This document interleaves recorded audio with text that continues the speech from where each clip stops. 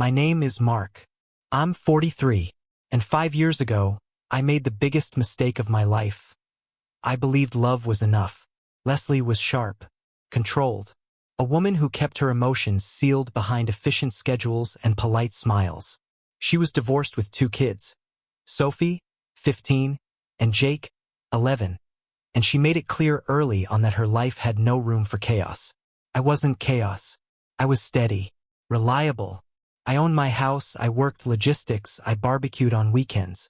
I didn't chase attention. I just wanted something quiet, something real. Troy, their father, was barely a shadow by then, a whisper behind a door that never opened. A name Jake didn't remember and Sophie never spoke. He floated in once every year, maybe 2, usually around holidays, bringing cash or flashy junk, then vanishing before the kids remembered to resent him for it. I figured, with time, they'd see what I was giving them. Not gifts, not promises, just presents. I never tried to replace Troy. I just stepped in. Paid for school supplies, orthodontics, family vacations. Woke up early for soccer games. Stayed up late for science fairs. I was the man behind the curtain, holding up the whole stage. Jake bonded with me quickly. He'd follow me around the garage, ask me how engines worked, sit beside me while we fixed up an old mower just for the sake of taking it apart. Sophie was colder, polite but distant. I didn't push. I figured she'd warm up in time. Teenagers were wired to resist, especially ones carrying the weight of abandonment. Leslie would put her hand on my chest and say, "They've never had consistency. Just keep being you." So I did. For 2 years, it worked. We weren't perfect, but we functioned. We had game nights, Sunday waffles, camping trips. I made Sophie laugh once while we were stuck in traffic, and it felt like gold. Jake called me Mark, but his voice softened when he said it. Leslie started calling us a real family, and I let myself believe it. Then Troy came back. It wasn't subtle. He showed up in a leased BMW with mirrored sunglasses and the confidence of a man who hadn't spent a day earning anything. He took the kids out for burgers, made jokes about how old everyone had gotten. Suddenly, he was dad again, and I was the man who stocked the fridge. I found out about his return secondhand, from Jake's excited voice, from Sophie's sudden absences, from Leslie's nonchalant, "Oh, he just wanted to reconnect." Reconnect, like he hadn't abandoned them and left me to stitch the pieces together. At first, I tried to be gracious, told myself he'd get bored, that he was only back because something in his life had fallen apart. But he kept showing up, picking them up from school, dropping off expensive gifts, taking selfies with the kids at movie theaters and posting them with hashtags like #dadtime and #making-up-for-lost-time. And the kids? They drank it in. Jake started quoting him. "Dad says I should be allowed to stay up later." Sophie started comparing us. "Troy doesn't make a big deal about curfews." Troy, that's what they called him now. Not Dad, not Father, just Troy, like he was a celebrity, a brand. I became something else, a background figure, the man who paid the bills, fixed the car, unclogged the sink, but never had a voice. Once I caught Jake in a lie, nothing big, just skipping homework, and told him he was grounded from his tablet for a few days. He shrugged and said, "Whatever. Dad says you're not the boss of me anyway." I looked at Leslie. She said nothing, just stood there with folded arms and tired eyes. "Are you going to say something?" I asked. She sighed. "They're just excited. It's been so long since they saw him." But that wasn't the truth. Not all of it. The truth was, she didn't want to be in the middle. She wanted peace, and I was now part of the tension. It got worse. Quietly, consistently. Sophie stopped saying thank you. Jake stopped asking me for help with anything. They started making plans without telling me. I'd come home and find they'd gone to Troy's for the weekend, sometimes with clothes I'd just bought them. Once, I noticed the brand new jacket I gave Jake folded neatly in the corner of a photo Troy posted, with the caption, "My boy's got style. My boy." Leslie shrugged it off when I brought it up. "He's just trying. He's proud of them." No, I thought. He's trying to rewrite history with my pen on paper I paid for. I tried to stay calm. Tried to remind myself that parenting isn't about credit. It's about showing up. But even that logic started to feel hollow. Because every time I showed up, I felt more like a ghost. Present but never seen. Then, one evening, I came home to find Troy in my living room.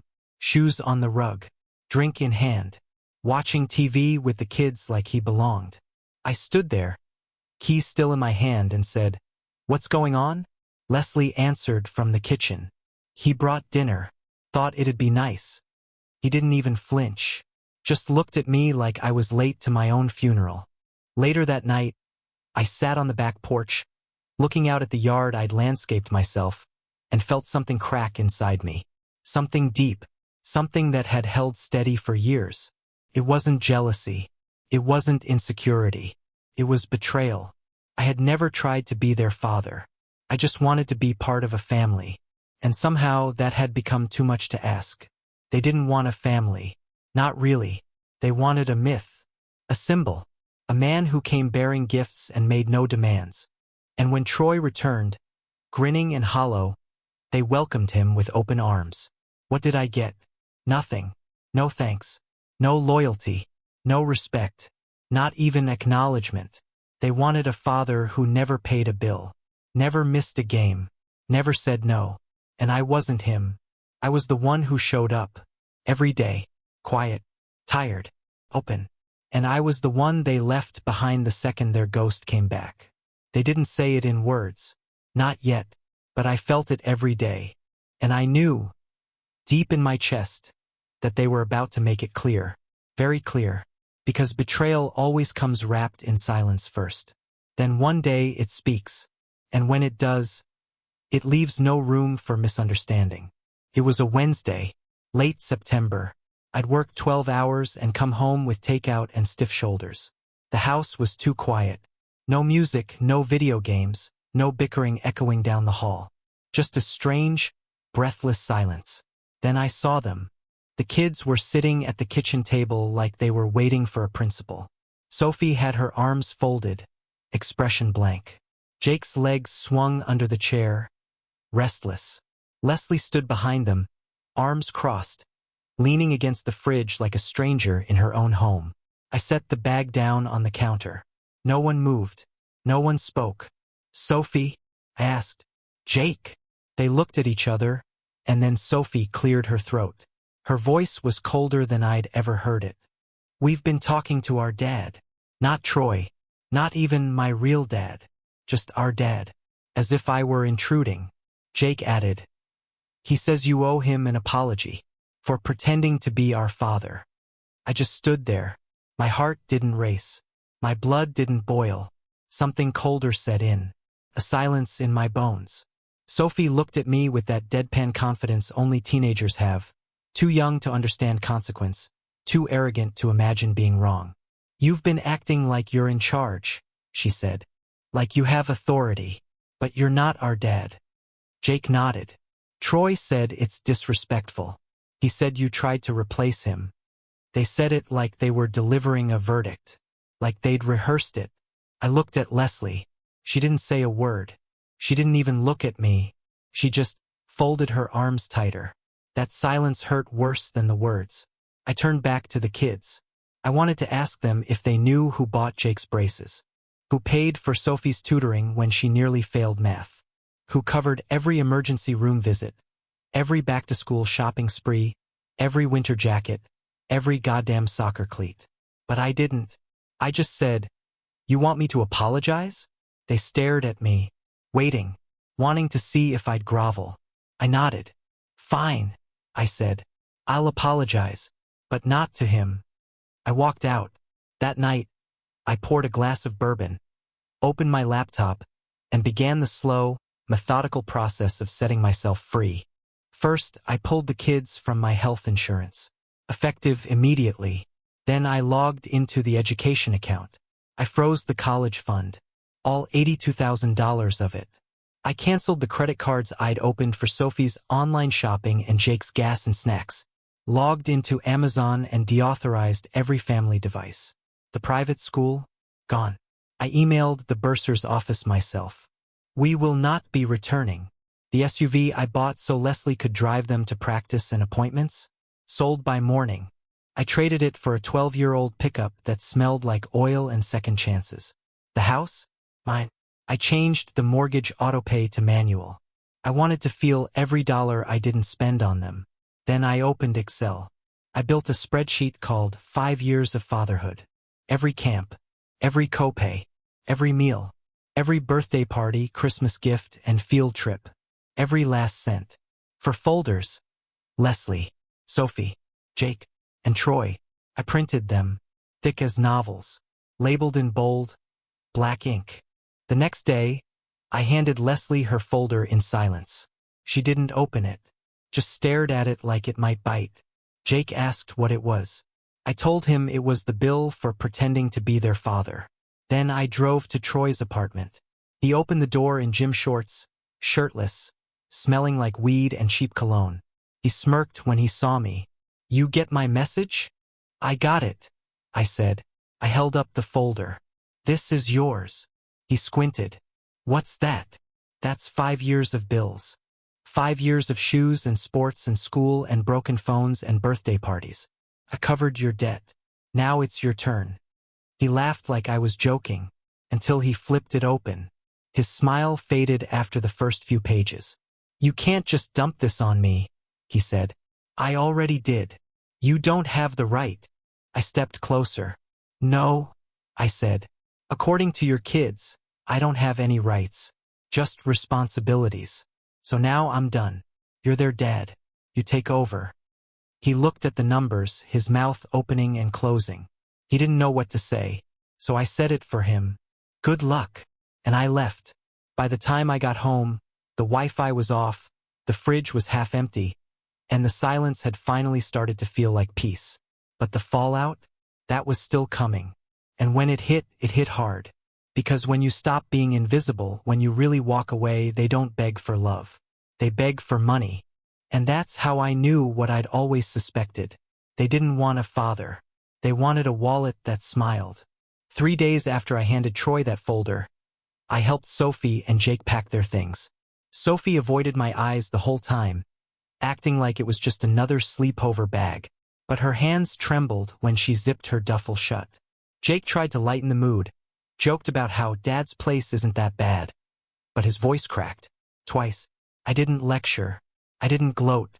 When Jake paused at the door, I knelt beside him and asked one question. "You still think I was pretending?" He hesitated, looked at his shoes, mumbled, "I didn't mean it like that." "I know," I said, "but you said it."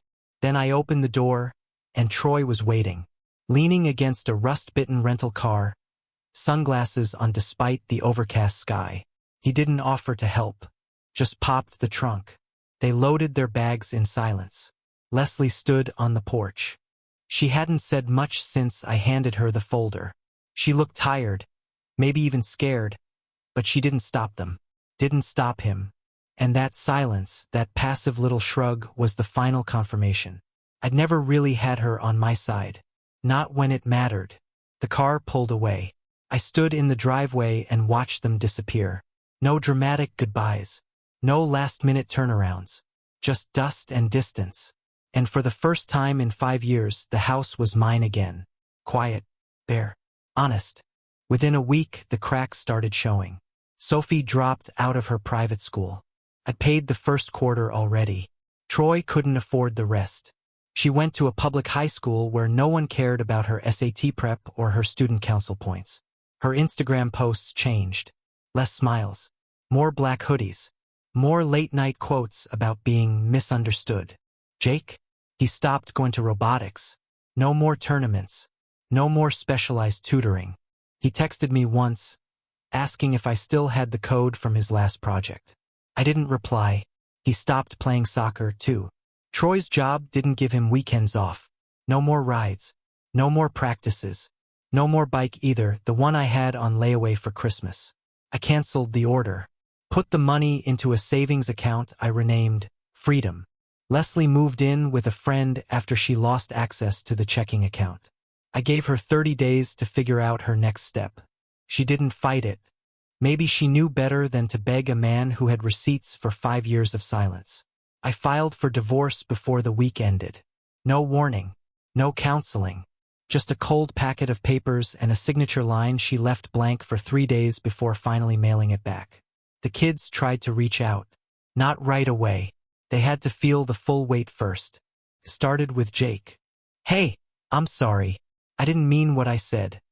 Then Sophie. "You always helped, even when we didn't ask. I didn't see it then."